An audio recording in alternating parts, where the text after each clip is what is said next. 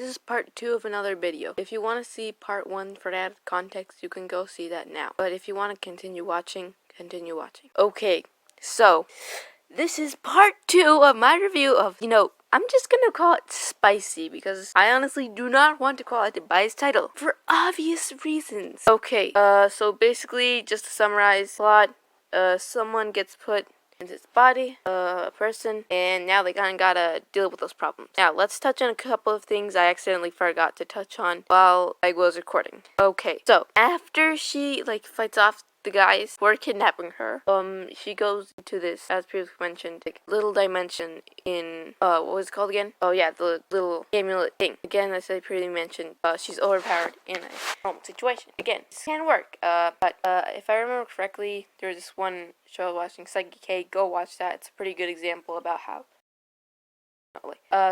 someone really overpowered can work in a normal setting, and it can be used effectively. But here it feels a bit more like, oh, she can solve all her problems because she got a magic tree. Oh, wow.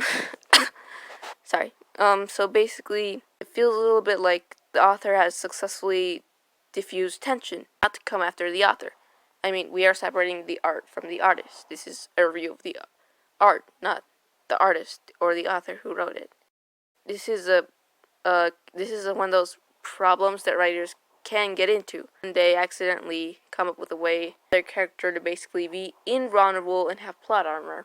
But not necessarily that plot armor doesn't have its uses, but again, it is a bit of a writing problem. I might touch upon it again, but for now, I want to get to other things. Okay, so after the whole kidnapping thing and the guy finds her and blah blah blah, she somehow makes it to a party. What strikes me as odd, though, is that she keeps, for some reason, she gets angry at her sister for marrying this guy. But it's weird because, we don't know this guy. For all we know, he could be a random stranger off the street who just happens to be marrying her sister, when it's actually real. He's not. He's her, past husband. But it still strikes as odd because it's never fully clarified how she has the memories. Did she search it up on the internet and find it out, or does she just have access to the past person's memories? It feels like how does this work out? This is one of the few things that I feel needs to be explained and cleared up, but it never really gets a full explanation. Or maybe it does, but I haven't read through all the things yet, because there are over 200 of them. So, and back to the plot of them going to the party.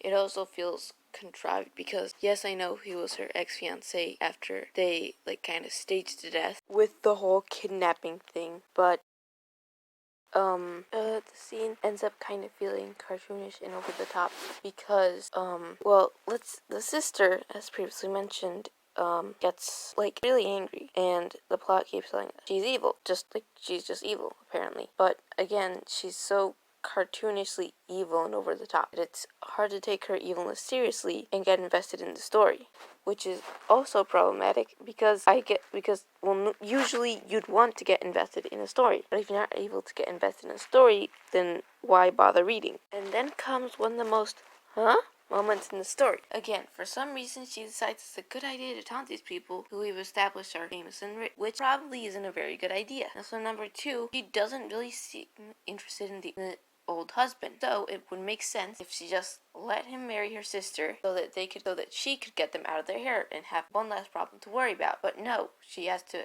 efficiently egg them on. And okay, let's take a small deviant to talk about the comic's humor, quotation marks, because the humor that it tends to have is usually humor that I feel I've seen before. The kind of humor like, that was my line, or I know the next line, or confusingly problematic one. But overall, the humor is not always necessarily great. But back to the plot. It doesn't really make sense because, hey, if she had just let bygones be bygones, it would again be out of her hair, and that would be one less problem to deal with. And this also would make sense because, again, she's not invested in the guy, so it makes no sense for her to hold on to him. And there's a new love interest who's being shown, who I will also touch upon. It's problematic, but it's the story's main love interest, the other one. But it doesn't make sense to do it this way. Plus, her actively not, letting them get married actually does cause problems for her. With her sister getting actively angry and gunning after her because now she has her sights on the new love interest. So she has effectively caused more problems, and instead of making her look smart like the webcomic keeps telling us, she just looks more stupid and less efficient if she had just left the problem alone and had dealt in it properly in a different way. And